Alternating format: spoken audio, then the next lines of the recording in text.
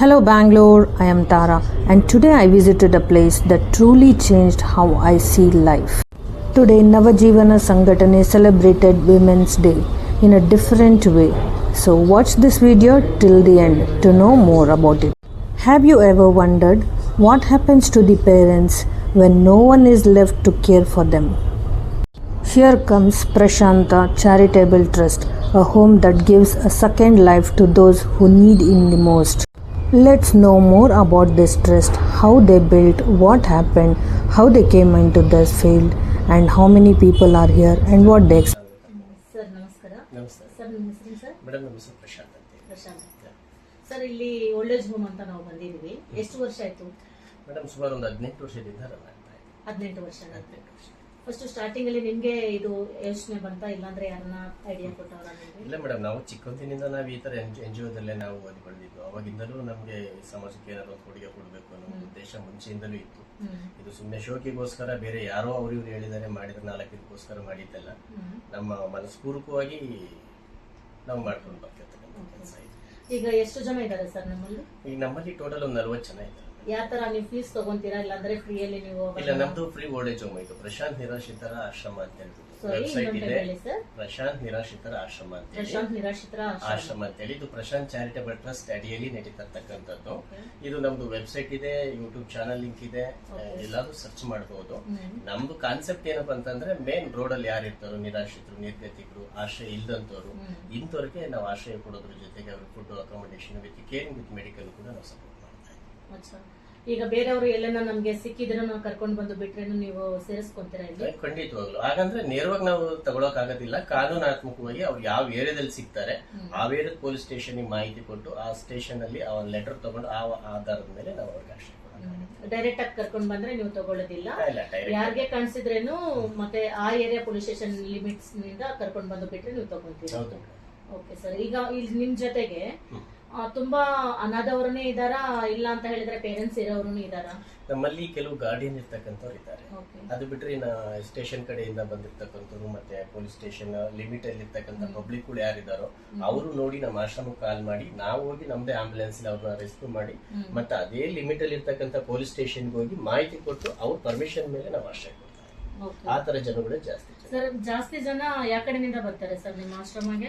Madam, ಇಲ್ಲಿ ಆ ಕಡೆ ಈ ಕಡೆ ಅಂತ ಹೇಳಕ್ ಆಗೋದಿಲ್ಲ. ಆಲ್ ಇಂಡಿಯಾ ಯಾವ್ದು ಎಲ್ಲಿಂದಲೂ ಬಂದಿದ್ರು ಕೂಡ ಅದು ನಮಗೆ ಗೊತ್ತಾಗೋದಿಲ್ಲ. ಇಲ್ಲಿ ಕೆಲವ್ರು ಏನಾಗುತ್ತೆ, ಕೆಲವರು ಅವ್ರು ಬಂದಿರ್ತಕ್ಕಂಥ ಜಾಗನ ಕೆಲವ್ರು ಹೇಳ್ತಾರೆ, ಕೆಲವ್ರು ಹೇಳಲ್ಲ. ಮಾನಸಿಕವಾಗಿ ಕೆಲವು ಪ್ರಾಬ್ಲಮ್ ಇರೋದ್ರಿಂದ ಅವ್ರ ಮಾಹಿತಿನೂ ಕೂಡ ನಮಗೆ ಸಿಗೋದಿಲ್ಲ. ಯಾರೇ ಸಿಕ್ಕರು ಕೂಡ ನಾವು ಫಸ್ಟ್ ನಮ್ಮದೇ ಆದ ಯೂಟ್ಯೂಬ್ ಚಾನಲ್ ಇದೆ, ಆ ಚಾನಲ್ ಅಲ್ಲಿ ಅವ್ರನ್ನ ನಾವು ಪರಿಚಯ ಒಂದು ಇಂಟ್ರೊಡ್ಯೂಸ್ ಮಾಡಿರ್ತೀವಿ. ಅದಕ್ಕೆ ಸಂಬಂಧಪಟ್ಟಂತವ್ರು ಯಾರು ನಮ್ಗೆ ಕಾಲ್ ಮಾಡಿದ್ರೆ ನಾವು ನಮ್ಮ ಯಾವ ಸ್ಟೇಷನ್ ಲಿಮಿಟ್ ಅಲ್ಲಿ ಸಿಕ್ಕಿರ್ತಾರೋ ಆ ಸ್ಟೇಷನ್ಗೆ ಒಂದು ಮಾಹಿತಿ ಕೊಟ್ಟು ಅವ್ರನ್ನ ಅಲ್ಲಿಂದ ಬಂದು ಕಾನೂನಾತ್ಮಕವಾಗಿ ಅಲ್ಲಿಂದ ಎನ್ಕ್ವೈರಿ ಆಗಿ ಬಂದು ನಾವು ಅವ್ರನ್ನ ಅವ್ರ ಕಡೆ ಕಳಿಸ್ಕೊಡ್ತೀವಿ. ಸರ್, ಈಗ ನಮ್ಮಲ್ಲಿ ತುಂಬಾ ಜನ ಮಾನಸಿಕವಾಗಿ ಬಂದಿರ್ತಾರೆ. ಅವ್ರಿಗೆ ಕೌನ್ಸಿಲಿಂಗ್ ಅಂತದ್ದು ಮತ್ತೆ medical treatments, sugar patients, dialysis patient ಈ ತರಾನು ನಿಮ್ಮ ಹತ್ರ ಬರ್ತಾರೆ ಅಂತ ನಾನು ಅನ್ಕೊಂತೀನಿ. ನೋಡಿರೋದು ಅವಾಗ್ಲೇನೆ ಕೆಲವೊಂದ್ ಜನ ಆ ತರಾನು ಪೇಷಂಟ್ಸ್ ನನ್ಗೆ ಯಾವ ಮೂಮೆಂಟ್ ಅಲ್ಲಿ ಇದಾರೆ ಅನ್ನೋದು ನಾನು ಹೇಳಕ್ ಆಗೋದಿಲ್ಲ. ತುಂಬಾ ಸೀರಿಯಸ್ ಆಗಿ ಪೇಷಂಟ್ ಕೆಲವೊಂದ್ ಜನ ಇದ್ರು. ಅವ್ರಿಗೆಲ್ಲಾನು ಡಾಕ್ಟರ್ಸ್ ಅವರೆಲ್ಲಾನು ಫೆಸಿಲಿಟೀಸ್ ಇದೆಯಾ ಸರ್? ಖಂಡಿತವಾಗ್ಲೂ ಇದೆ ಮೇಡಮ್. ನಮ್ಮಲ್ಲಿ ಈಗ 24/7 ಈಗ ನರ್ಸಿಂಗ್ ಕೇರ್ ಇದೆ, ಮತ್ತೆ ಎಲೆಕ್ಟ್ರಿಸಿಟಿ PS ಹಾಸ್ಪಿಟಲ್ ಇದೆಯಲ್ಲ ನಮಗೆ ಟೈಪ್ ಇದೆ. 24/7 ನಮ್ದು ಆಂಬ್ಯುಲೆನ್ಸ್ ಫೆಸಿಲಿಟೀಸ್ ಇದೆ. ಮತ್ತೆ ನಮ್ಮಲ್ಲಿ ಕೂಡ ಕೆಲವು MSW ಆಗಿರ್ತಕ್ಕಂಥ ಎಂಪ್ಲಾಯ್ ಸ್ಟಾಫ್ ಕೂಡ ಇದ್ದಾರೆ. ಕೌನ್ಸಿಲಿಂಗ್ ಆಗುತ್ತೆ, ಅವ್ರಿಗೆ ಸಂಬಂಧಪಟ್ಟಂತ ಮೆಡಿಸಿನ್ಸ್ ಇರ್ಬೋದು, ಟ್ರೀಟ್ಮೆಂಟ್ ಇರ್ಬೋದು. ಅವ್ರಿಗೆ ಏನ್ ನಮ್ಮ ಕಡೆಯಿಂದ ಮಿನಿಮಮ್ ಏನಾಗುತ್ತೋ ಅದನ್ನ ಖಂಡಿತವಾಗ್ಲೂ ನಾವು ಸಪೋರ್ಟ್ ಮಾಡ್ತೀವಿ. ಸರ್, ಇದು ನೀವು ಒಬ್ಬರೇ ಇಷ್ಟೊಂದು ಹೋರಾಟ ಮಾಡ್ಕೊಂಡು ಅಂತವ್ರನ್ನೆಲ್ಲಾನು ಪೋಷಣೆ ಮಾಡ್ಕೊಂಡಿದ್ದೀರಲ್ಲ, ಈಗ ಯಾರನ್ನ ನಮ್ಮ ಕಡೆಯಿಂದ ಇರ್ಲಿ ಮತ್ತೆ ನಮ್ಮ ಒಂದು ಯೂಟ್ಯೂಬ್ ಚಾನಲ್ ಇದೆ, ಅವರು ಅವ್ರ ಕಡೆಯಿಂದ ಇರ್ಲಿ ಕೆಲವೊಂದ್ ಜನ ಬರ್ತೀನಿ ಅಂತ ಹೇಳಿದ್ರೆ ನಿಮ್ಮ ಅಡ್ರೆಸ್ ಸ್ವಲ್ಪ ಹೇಳ್ತೀರಾ ಎಲ್ಲೆಲ್ಲಿ ಇದೆ ಅನ್ನೋದು? ಖಂಡಿತವಾಗ್ಲು ಮೇಡಮ್, ಖಂಡಿತವಾಗ್ಲು ನಮ್ಗೆ ಅವ್ರಿಗೆ ನಾವು ಯೂಟ್ಯೂಬ್ ಚಾನಲ್ದು ಲಿಂಕು ಪ್ಲಸ್ ವೆಬ್ಸೈಟ್ ಮತ್ತೆ ಗೂಗಲ್ ಅಲ್ಲಿ ಹೋಗಿ ಪ್ರಶಾಂತ್ ಚಾರಿಟಬಲ್ ಟ್ರಸ್ಟ್ ಇಲ್ಲ ಪ್ರಶಾಂತ್ ನಿರಾಶ್ರಿತರ ಆಶ್ರಮ ಅಂತ ಹೇಳ್ಬಿಟ್ಟು ಅವರು ಸರ್ಚ್ ಮಾಡಿದ್ರೆ ಸಾಕು, ನಮ್ದು ಕಾಂಟ್ಯಾಕ್ಟ್ ಡೀಟೇಲ್ಸ್ ಸಮೇತ ಕೂಡ ಅವರಿಗೆ ನಾವು ಶೇರ್ ಬರುತ್ತೆ. ಲೇಕಿನ್ ಸಾರಿ, ಅವ್ರಿಗೆ ಏನ್ ನೀಡ್ ಇರುತ್ತೆ ಸರ್? ಈಗ ನಾವು ಎಲ್ಲಾನು ಕೊಡ್ತೀವಿ ಅಂತಾನು ಹೇಳಕ್ ಆಗೋದಿಲ್ಲ.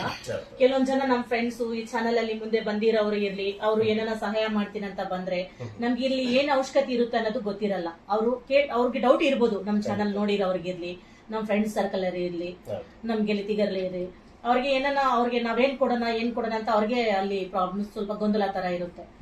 ಏನ್ ನೀಡಿದೆ ಅಂತ ನೀವು ಸ್ವಲ್ಪ ಹೇಳ್ತೀರಾ ಇವರು? ಮೇಡಮ್, ನಾವು ಖಂಡಿತವಾಗ್ಲೂ ಯಾರಿಂದ ಅಮೌಂಟ್ ಅಂತ ಎಕ್ಸ್ಪೆಕ್ಟ್ ಮಾಡೋದಿಲ್ಲ. ಅವ್ರ ಮಾನವೀಯತೆಯಿಂದ ಮನಸ್ಪೂರ್ವಕವಾಗಿ ಏನಾದ್ರು ಸಪೋರ್ಟ್ ಮಾಡ್ತೀವಿ ಅಂದ್ರೆ ನಾವು ಕೇಳ್ಕೊಳ್ಳೋದಿಷ್ಟೇ.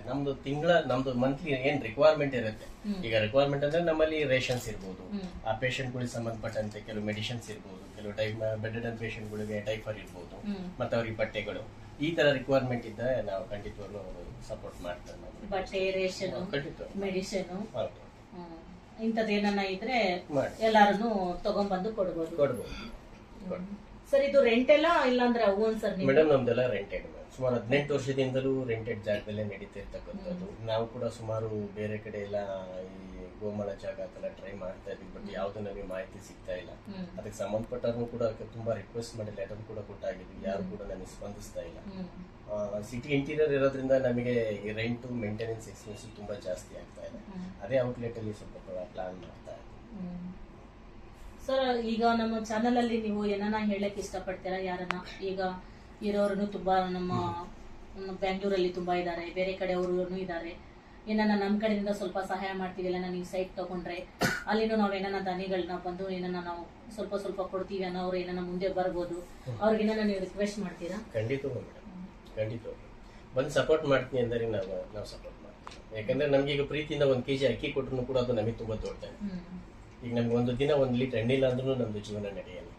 ಈಗ ಆತರ ಕಷ್ಟ ಇರೋದ್ರಿಂದ ನಾವು ಪ್ರೀತಿಯಿಂದ 1 kg ಅಕ್ಕಿ ಕೊಡ್ಲಿ, ನಮ್ಗೆ ಅದ್ರಲ್ಲೇ ತೃಪ್ತಿ ಇದೆ, ನಮ್ಗೆ ಅಷ್ಟೇ ಸಾಕು.